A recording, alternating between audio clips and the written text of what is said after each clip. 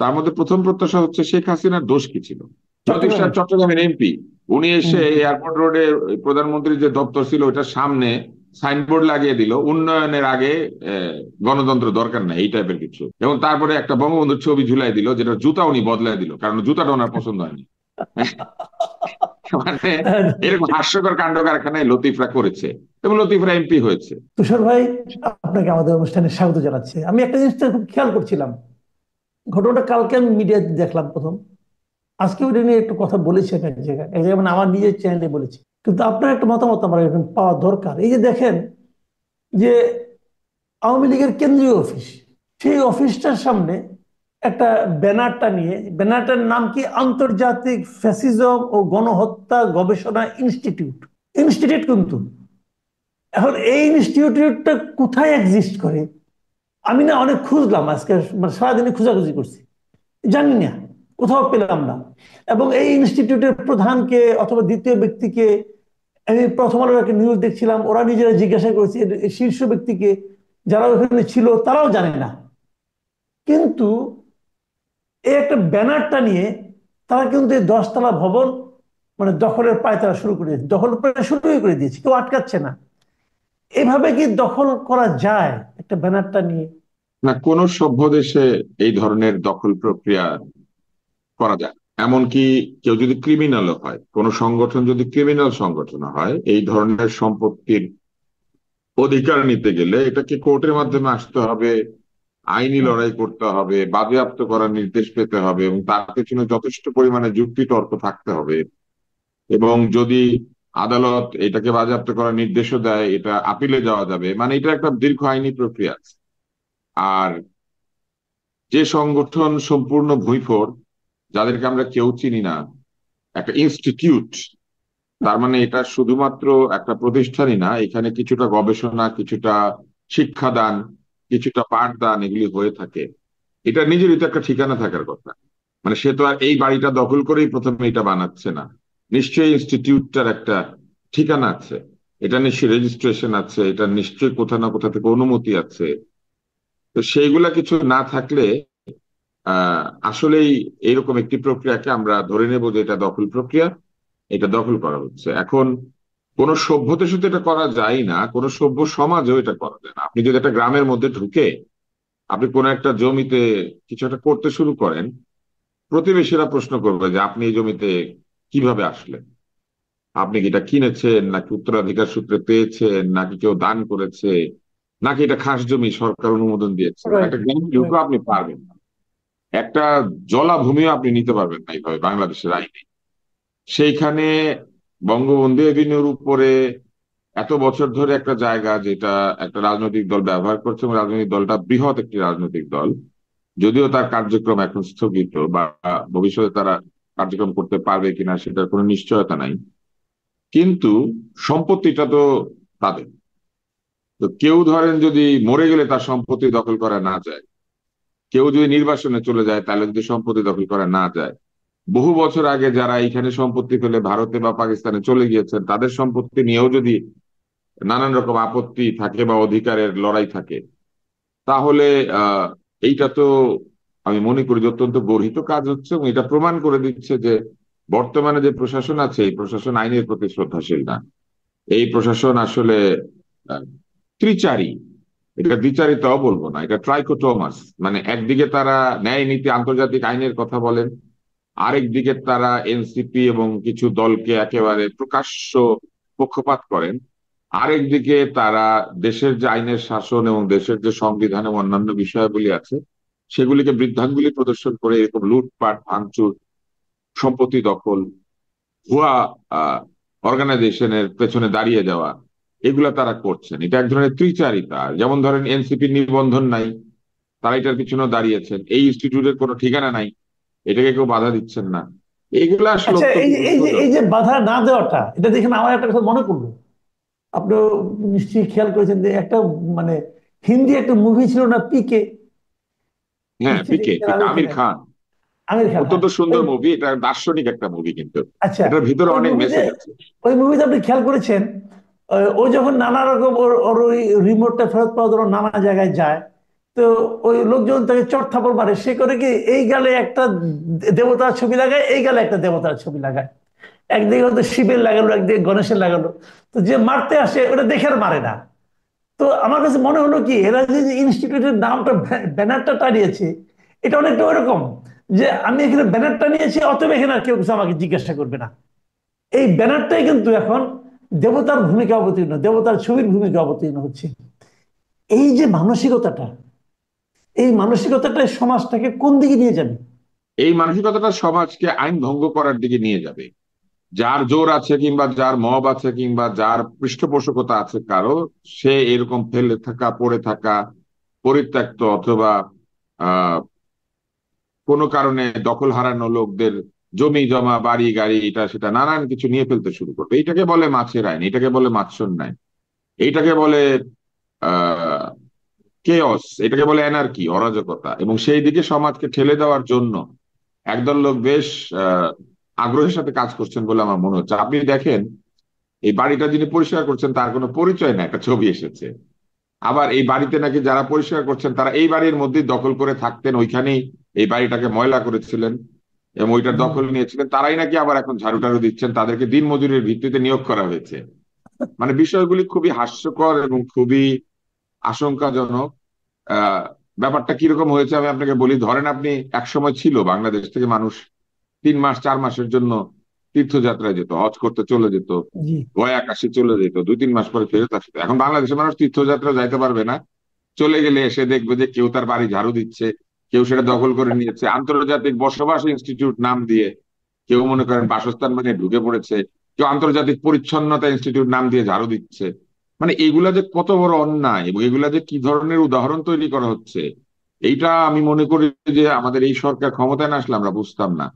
আমরা ভেবেছিলাম যে এই সরকারে যারা আছেন তাদের অনেক আন্তর্জাতিক অভিজ্ঞতা, তারা কিন্তু প্রত্যেকেই বাংলাদেশের চেয়ে বিদেশে বহু সময় কাটিয়েছেন। এদেরকে আপনি দেখবেন right. Australia, New Zealand, England, Papua New Guinea, Haiti, Honolulu, কোনো জায়গা বাদ নাই তারা সেমিনার সিম্পোজিয়াম করে না। কিন্তু তারা যে দেশে আসলে পরে সব ভুলে গিয়ে তারা যে একটা জঙ্গলের আইন প্রতিষ্ঠা হতে দিচ্ছেন, এটা তাদের কাছ থেকে আমাদের প্রত্যাশা ছিল না।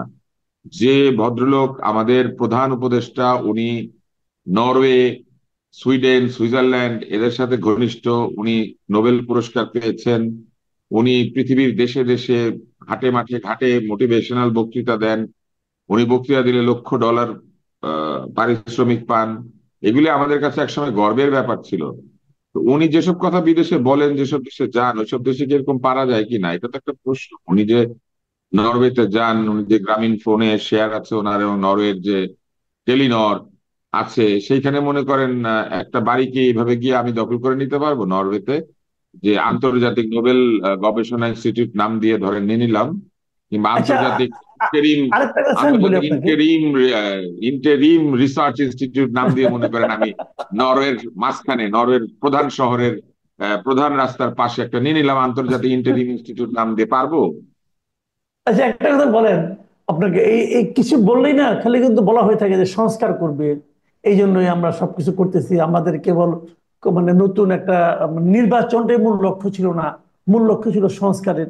আমার না একটা প্রশ্ন মাঝে মাঝে আসে, যে এরা যে একটা সংস্কার করবে, তারা সংস্কার করে যে কাজটা করতে চায়, যে তাদের যে আদর্শিক যে মানে চেহারাটা তারা দিতে চাচ্ছে সরকারকে, প্রশাসনকে, তার কি কোনো একটা নমুনা এই বর্তমান সরকার তার আচরণে, তার কর্মকাণ্ডে, তাদের জীবনে দেখাতে পেরেছে? খুবই কম। কিছু তো পারবেনই, কেননা একটা রাষ্ট্র যখন চলে তাকে কোনো কারণ ছাড়াই তাকে বহু কাজ করতে হয়, যেটা ঠিক, তা নাহলে তো সম্পূর্ণ ভেঙে পড়ে যাবে। তো ধরেন তারা ঈদের সময় প্রচুর মানুষকে এবার ভোগান্তি ছাড়া দেশে পাঠাতে পেরেছেন, নিজে যার যার বাড়িতে পাঠাতে পেরেছেন। তারপরে বিদ্যুৎ নিয়ে সবাই চিন্তিত ছিল, তারা বিদ্যুৎ সমস্যাকে বেশ ভালোভাবে হ্যান্ডেল করেছেন। তারা কিছু কিছু জায়গাতে কিছু কিছু সংস্কার করেছেন, যেই রকম আহ পিএসসি তে তারা সংস্কার আনার চেষ্টা করেছেন। অথবা আহ অথবা নারী কর্মকর্তাকে স্যার বলা যাবে না, এটা সংস্কার হয়েছে। নারী কর্মকর্তাকে স্যার বলা যাবে না, মানে স্যার বলার দরকার নাই।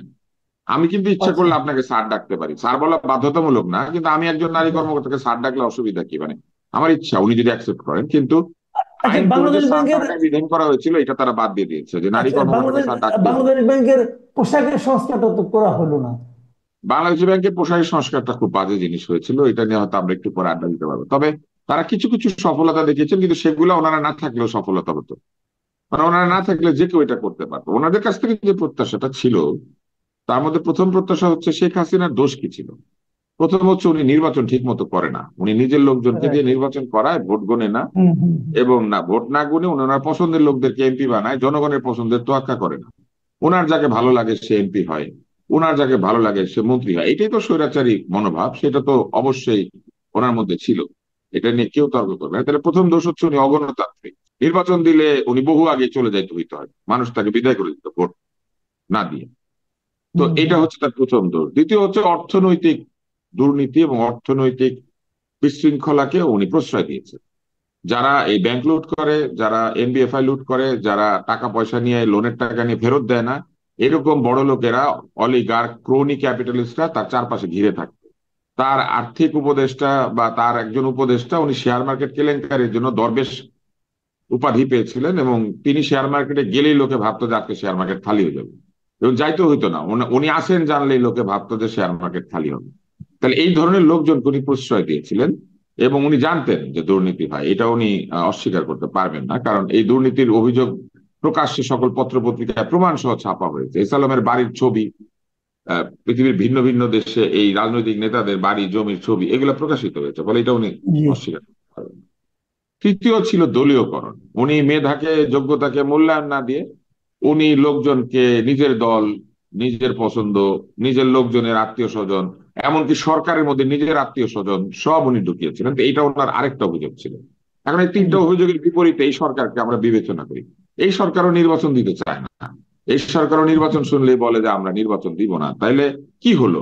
তাইলে আমরা যে আহ, বিপ্লবের মাধ্যমে গণতন্ত্র চেয়েছিলাম, এই সরকারও বলে যে না, আগে আমি সংস্কার করে নেই, তারপরে আপনারা নির্বাচন নিয়ে কথা বলেন। উনি বলতো আগে উন্নয়ন করে নেই, ব্রিজ বানাই, কালভার্ট বানাই, পিলার গোনেন, পদ্মা সেতুর মধ্যে কয়টা লাইট আছে মুখস্থ করেন, এগুলা বলতো, এবং টানেল বানাই, তারপরে চিন্তা করেন, গণতন্ত্রের এত তাড়াতাড়ি দরকার নাই। মানে এরকম একটা ব্যাপার ছিল। ওনার একটা এমপি ছিল সালাম নামে, না নাকি হুম। লতিফ নামে, লতিফ লতিফ লতিফ চট্টগ্রামে। সাহেব চট্টগ্রামের এমপি। উনি হুম এসে হুম। এয়ারপোর্ট রোডে প্রধানমন্ত্রীর যে দপ্তর ছিল ওটার সামনে সাইনবোর্ড লাগিয়ে দিল, উন্নয়নের আগে গণতন্ত্র দরকার নাই, এই টাইপের কিছু। এবং তারপরে একটা বঙ্গবন্ধুর ছবি ঝুলাই দিল, যেটা জুতা উনি বদলাই দিল, কারণ জুতাটা ওনার পছন্দ হয়নি। মানে এরকম হাস্যকর কাণ্ড কারখানায় লতিফরা করেছে, এবং লতিফরা এমপি হয়েছে। তো এই, তার মানে উনি গণতন্ত্র দিত না, এই সরকারও এরকমই। এরা এখন বলে সংস্কার আগে পরে গণতন্ত্র। তারপরে হচ্ছে দুর্নীতি। দুর্নীতি কি বন্ধ হয়েছে? আমরা দেখি গাড়ির কাচ নেমে যায়, ফলের ঠোঙ্গায় করে 7,80,000 টাকা লেনদেন হয়। আমরা দেখি হুম। ফারাবী এবং অন্য একজন ব্যক্তি স্বাস্থ্য মন্ত্রণালয় থেকে সরে যায়। আমরা দেখি কোনো পথ ছাড়াই গাজী সালাউদ্দিন তানভীর নামে একজনের বিরুদ্ধে 400 কোটি টাকার অভিযোগ ওঠে। আমরা দেখি একজন তরুণ উপদেষ্টার, যিনি বন্দুকধারীও বটে, সে বন্দুকধারী উপদেষ্টার এপিএস, তিনি 300 কত কোটি টাকার অভিযোগে পড়ে যান। তার মানে তো একই ঘটনাই আছে। একজনের পিয়ন 16 বছরে 400 কোটি, আরেকজনের এপিএস 10 মাসে বা 9 মাসে 300 কোটি। তাহলে দুর্নীতি কমে নাই, ওই একই রকম অবস্থা আছে। নতুন ক্রোনি ক্যাপিটালিস্ট বা নতুন চাঁদাবাজরা উৎপত্তি হয়েছে। এমনকি এরা তো চাঁদাবাজি করছেই, এরাই আবার অভিযোগ করে যে বিএনপি অনেক চাঁদাবাজি করছে, তার মানে বিএনপি কেও চাঁদাবাজি করতে ওনারা দিচ্ছে। তারপরে এরা বিএনপি এবং অন্যরা অভিযোগ করে জামাতও করছে, তাহলে তারকেও দিচ্ছে চাঁদাবাজি করতে। তার মানে চাঁদাবাজি দুর্নীতি এটা বন্ধ করার জন্য তারা খুব একটা বেশি হয় সফল হন নাই, না হলে তারা এটাকে আশকারা দিচ্ছেন। যেরকম এই যে বাড়ি দখল করে নিয়েছে, বিচার ব্যবস্থা কি ইনস্টিটিউট, কি গণহত্যা ইনস্টিটিউট না কি যেন, আহ, আন্তর্জাতিক ফ্যাসিজম ও গণহত্যার গবেষণা আন্তর্জাতিক ইনস্টিটিউট। Fascism institute. তো এই যে এইসব ভুয়া অর্গানাইজেশন তৈরি হতো তারা দিচ্ছেন। বা দিনে দুপুরে গুলিস্তানের মতো জায়গাতে একটা 10 তলা বাড়ি, এটা লিফট খুলে নিয়ে গিয়েছে, লুটপাট হয়ে গিয়েছে, এমনকি দেয়ালের টাইলসও নাকি নিয়ে গিয়েছে, সেইটা আবার ফ্যাসিজম ইনস্টিটিউটের জন্য ঝাড়মুছ করা হচ্ছে। তো এই যে এগুলো ওনারা হতে দিচ্ছেন, তো এই যে অবস্থা, এই অবস্থা কিন্তু ওনারা হতে দিচ্ছেন। তাইলে আমরা খুব একটা তফাৎ পাচ্ছি না। জমি দখল, বাড়ি দখল, দুর্নীতি, ফলের ঠোঙ্গায় করে টাকা নেওয়া। আর নির্বাচনে কি তারপরে হলো? কি? হ্যাঁ, তারপরে দেখেন, তারপরে ছিল দলীয়করণ, নিজের লোকজনকে সব জায়গায় বসিয়ে দেওয়া।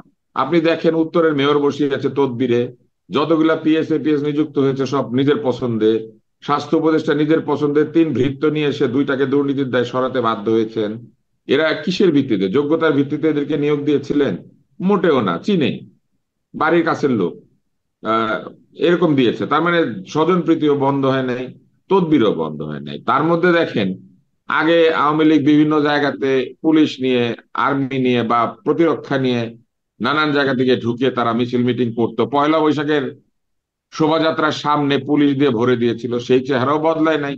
উল্টা এনসিপি নামে একটা দল মোটামুটি বাংলাদেশের সকল নিরাপত্তার সাথে নিয়ে পদযাত্রা করে, হাটে পায়ে পিছে চলে 16 চাকার গাড়ি। তো তার মানে কি বদল হয়েছে? কিছুই বদল হয় নাই। আওয়ামী লীগের সময় আওয়ামী লীগের একটা ছাত্রলীগ ছিল, আর এদের সময় একটা ছাত্রদের দলই আছে পুরা, মানে ছাত্রলীগ না, একটা জাতীয় দল, সেটার নাম ছাত্র দল। তো কিছুই বদল হয় নাই, কিন্তু একই জিনিস আচ্ছা, চলছে, শুধু আমরা নারীর বদলে পুরুষ, পুরুষের বদলে নারী এসেছে। জি, আমরা একদম শেষ পর্যায়ে চলে এসেছি অনুষ্ঠানের। আমি এই প্রশ্নটাই করি, যে কথাটা আপনি বললেন যে শেখ হাসিনা নির্বাচন দেয়নি, নির্বাচন দিত না। তো আমাদেরও তো একটা কিন্তু ওই প্রত্যাশা ছিল, নির্বাচনের কোনো মানে, ওই নির্বাচন ভুয়া ছিল আর কি। ভুয়া ছিল, যে আমরা তো একটা জেনুইন নির্বাচন চেয়েছিলাম। সেই জেনুইন নির্বাচন পাওয়ার, মানে আমরা একজন ভোটার হিসেবে, জনগণ হিসেবে সেরকম সুযোগ পাওয়ার আপনি কি কোনো সম্ভাবনা খুব অতি নিকটবর্তী সময়ে দেখছেন কিনা? নির্বাচন তো জনগণের দাবি, ফলে এই দাবি যদি একটা নির্দিষ্ট সময়ের মধ্যে পূর্ণ করা না হয়, তাহলে কিন্তু যে কোনো সরকার অজনপ্রিয় হয়ে যেতে বাধ্য। কারণ জনগণের ক্ষমতা একটাই, সেটা নির্বাচন এবং ভোট দেওয়া। জনগণের ক্ষমতা জনগণের কাছে ফিরিয়ে দেওয়া হবে, এটা কিন্তু এই অভ্যুত্থানের একটা বড় প্রতিশ্রুতি ছিল। বাক স্বাধীনতা নিশ্চিত করা হবে, এটা কিন্তু আসলে বড় প্রতিশ্রুতি না। কেননা জনগণের সরকার আসলে জনগণের সরকার বাক স্বাধীনতা দিতে বাধ্য। কারণ জনগণ কথা বলবে, যে জনগণ তাকে নিয়োগ করেছে। আমাদের প্রধান উপদেষ্টা এবং এই সরকার যখন বলে যে তাদের নিয়োগকর্তারা সব ছাত্র, বা একদল লোককে আঙ্গুল দিয়ে দেখিয়ে দিয়ে বলে এরা আমাদের নিয়োগকর্তা, ভোটের সরকারের নিয়োগকর্তা কিন্তু গোটা জাতি। যে তাকে ভোট দিয়েছে সেও, যে তাকে ভোট দেয় নাই সেও। কারণ যে ভোট দেয় নাই সেও প্রক্রিয়াটা করেছে এই জন্য যে যে জনপ্রিয় সেই নির্বাচিত হোক। জি, যে ভোটে দাঁড়িয়ে হারে, যে লোক ভোটে দাঁড়িয়ে হারে, সে কিন্তু সমভাবে যে জিতে তার মতোই কৃতিত্ব পাওয়ার অধিকারী। কারণ দুজন মিলে দাঁড়ায় বলে গণতন্ত্র নিশ্চিত হয়, এবং রাইট। একজন আরেকজনকে মেনে নিয়ে জনগণের প্রভুত্ব আর জনগণের যে ক্ষমতা, সেটা স্বীকৃতি দেয়। যে আমিও চেয়েছিলাম, তুমিও চেয়েছিলে ভোট, আমি পারি নাই মানে জনগণ আমাকে চায় নাই, আমি জনগণের রায় মাথায় নিলাম। জি, তো যদি তারা জনগণের ক্ষমতা জনগণকে ফিরিয়ে না দেন তাড়াতাড়ি, জনগণকে ভোট দিতে না দেন, তাহলে আমার ধারণা যে তারা এক সময় চাপের মুখোমুখি হবেন, এবং একইভাবে তারা আহ ভোটের দাবিতে হয়তো বা অন্যান্য দাবির কারণে তাদেরকে হয়তো অপ্রীতিকর একটা পরিস্থিতির মুখোমুখি হতে হতে পারে। আমার জি। ধারণা যে এটা হওয়াটা তারা হয় চেষ্টা করছেন, নইলে হয়তো এটা চাইছেন তারা যে এরকম একটা অবস্থা হোক। আমি জানি না, কিন্তু তাদের আচার আচরণের মধ্যে নির্বাচনের প্রতি তাদের যে কমিটমেন্ট, সেটা পরিলক্ষিত হয় না।